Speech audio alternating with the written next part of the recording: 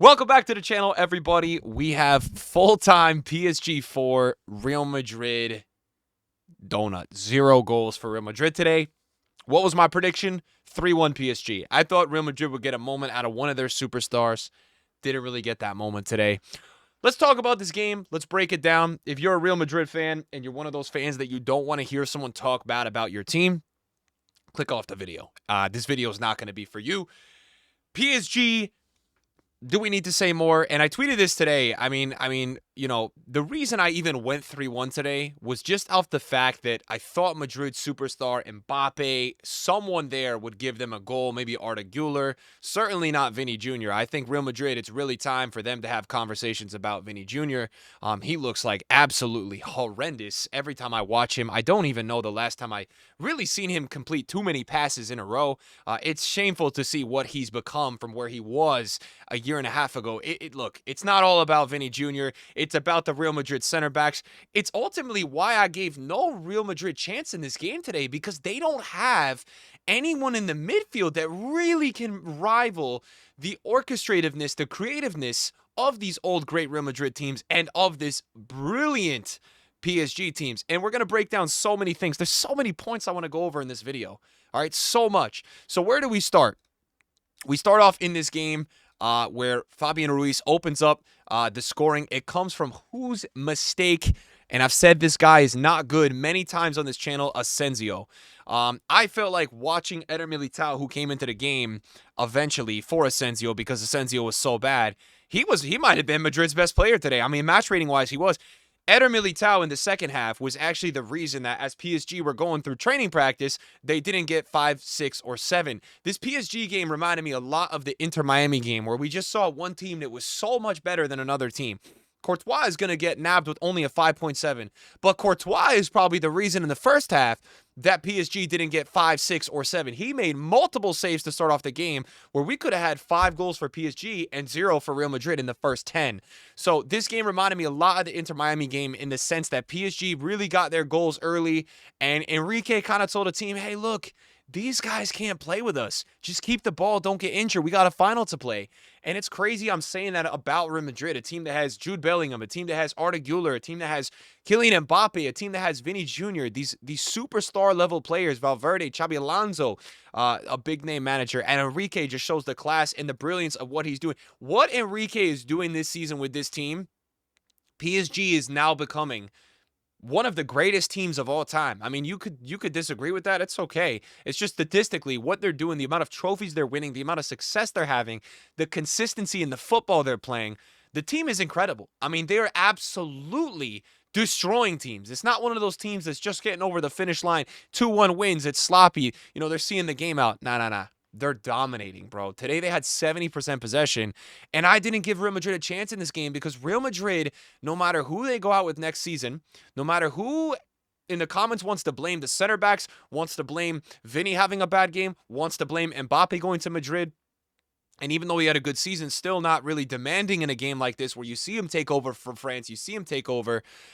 Whoever you guys want to put blame on, the fact of the matter is Real Madrid is not going to be able to play at the level that PSG plays at because they don't have fullbacks that can contain the brilliance of the fullbacks of PSG, and they don't have the midfield that can play with the PSG midfield. It's why they had never had a chance. There's only 2 teams in the world, in my opinion, and one of the teams was the team that PSG just beat because they have midfielders that can play against the midfield, mainly in PSG. Now, I saw a TikTok trend, a TikTok full post, and you're going to say, wow, what a ball knowledge on TikTok. No, this guy was making a real case about Hakimi Ballon d'Or.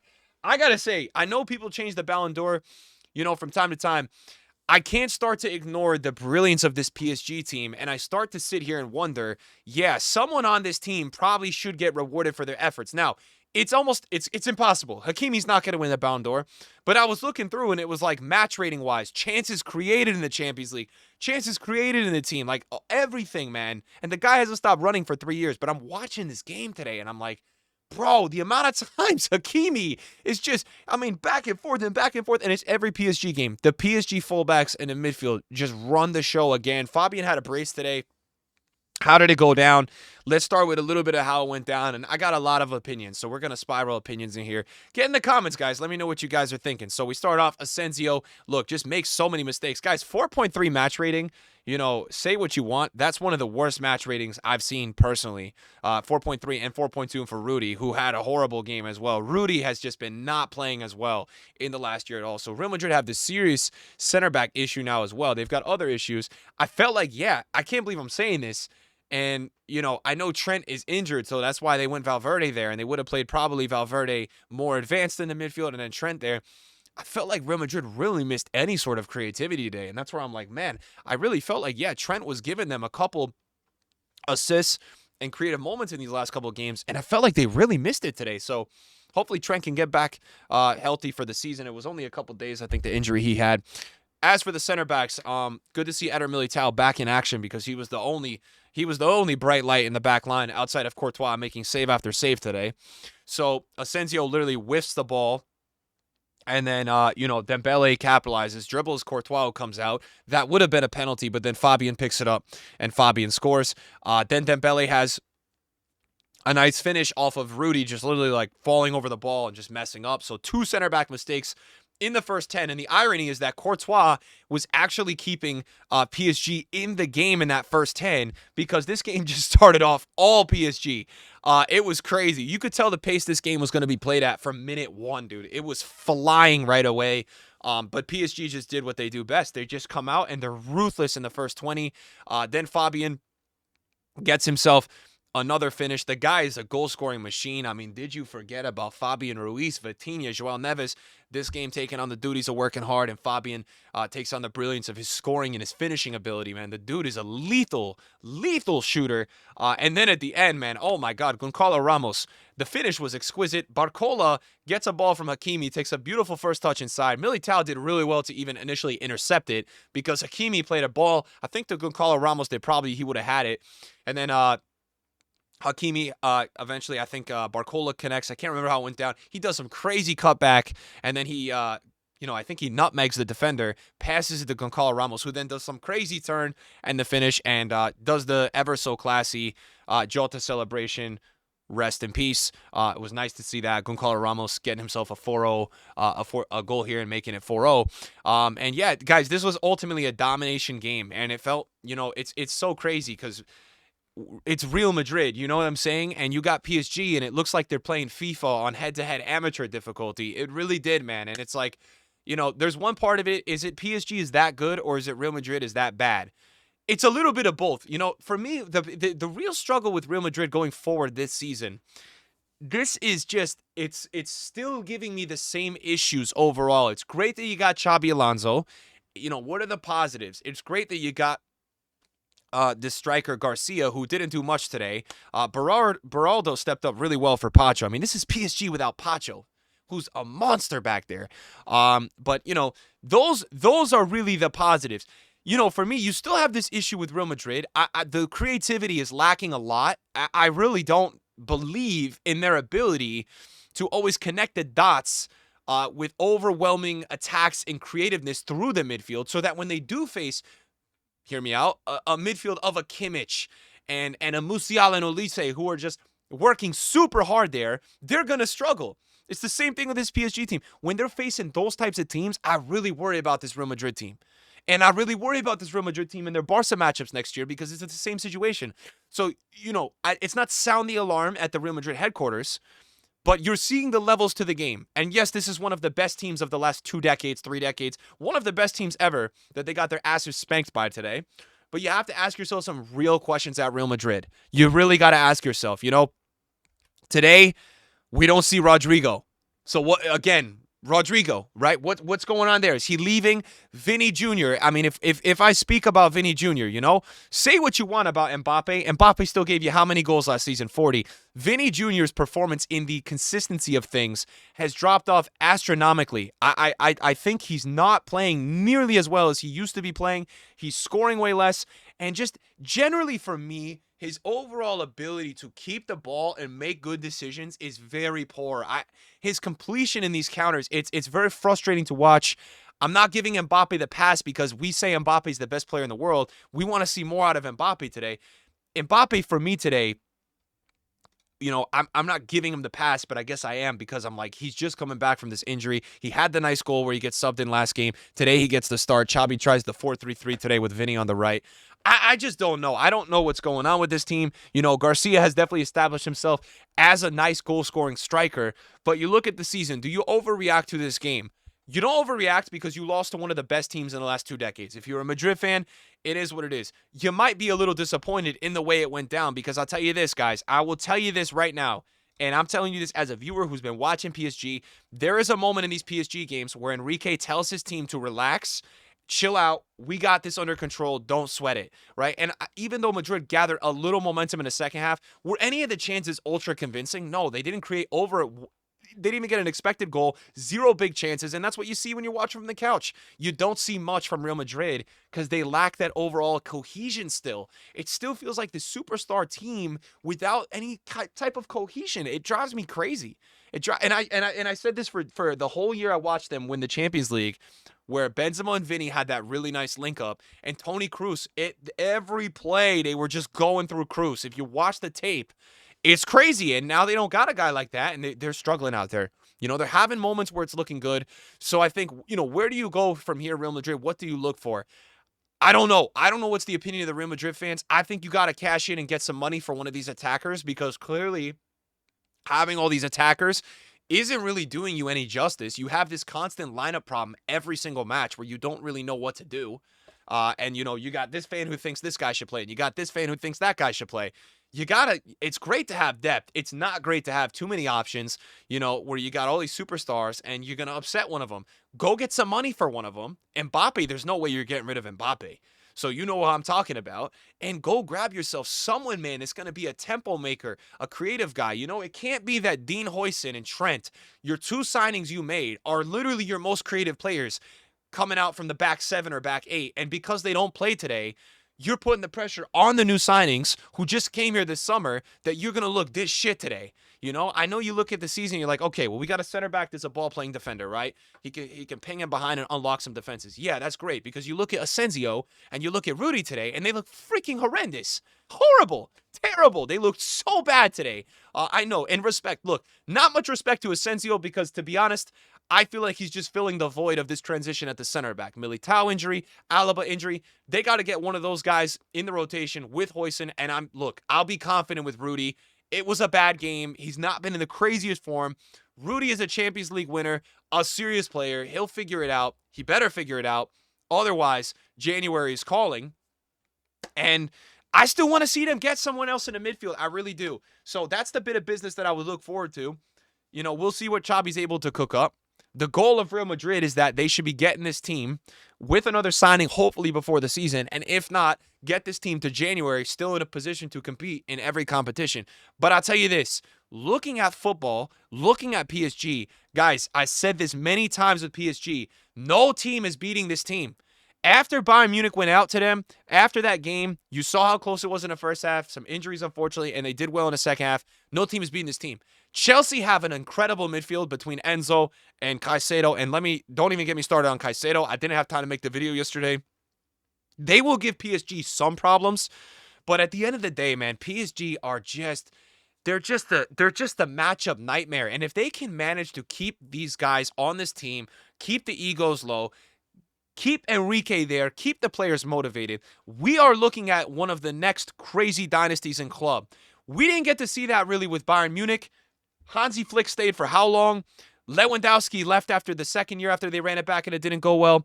They lost some of their sauce. They had some injuries. We have a really unique team here with this PSG team. I'm telling you right now, we could be seeing something special. I went through the other day and I looked at the average age of this team. You guys would be shocked. I think they got one player older than 30 years old on this team. I think they have one, and I think it's Marquinhos that is in the starting 11. Most of these guys are like 19 to 25. It's crazy, man. So, I'm just looking at the rest of the world, and I'm like, dude, they're so much better than everybody. The only team, even in the Champions League last year, that I thought would maybe give them a little bit of a nightmare matchup was Barca, because I felt like Barca with their midfield could rival them a bit, and if they could get Balde back healthy, well, at least that Balde Hakimi side would be at, an even matchup, even the way Hakimi's playing. It's hard to say that, but there was a time we said Balde in that season was playing better than Nuno until Nuno just went nuts into the end of the season. So, I look going forward. And I'm like, yeah, it's great that Liverpool got Wirtz. It's great that they've made a couple signings as well. But I'm scared for the rest of the entire world for the next few years about this PSG team. People don't understand. I mean, Real Madrid, this is a team that, like, I know they're shit right now, and they're not playing great, but it's still a team that you don't expect to really watch get treated like it's training camp, like it's practice. And that's what today on the TV it felt like. Like, it was like crazy. You see in PSG, even when they made the subs in the second half and they put, Kang and Lee and they put Barcolo, who they get coming in off the bench, and Zaire Emery and like Mayulu. And it's like, you're watching this squad of 16, 17 that play. And I'm like, they are just in a whole other level of cohesion. So Real Madrid go out. They didn't deserve this one at all today. The game was probably favorable. I know the XG said only 2.5, but I just felt like Courtois made some crazy saves early. I felt like, Real Madrid are walking away from here. The players, they will feel humiliated because they deep down know this could have been a 6 or 7-0 game.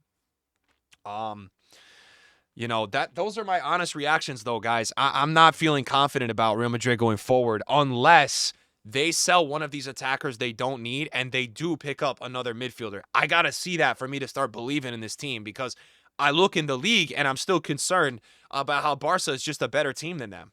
And you look at last season and I'm like, maybe it didn't go great with Vinny, but you still got 40 out of Mbappe. You got him going towards the end. And I just worry. We look at a situation like today, like, okay, if Dean Huijsen and Trent are out, do you lose all, you know what I'm saying? You got Arda in there making some creativity. But I'm talking about a guy, man, like a deep lying playmaker, a guy that's really checking in and bringing the flow forward, what Cruz was giving you, So that's where I'm worried with Real Madrid. And guys, congratulations to PSG. They deserve all the praise in the world. This team is incredible to watch, a true thing of beauty. So don't get too overreactionary on Real Madrid. I said this after Bayern went out. I said this in this video. I said this in previous videos. Nobody's beating this team. Put your money on PSG. Chelsea will probably give them a good game because Chelsea have been playing well. Chelsea are confident. But you got to look at Chelsea's run here, guys.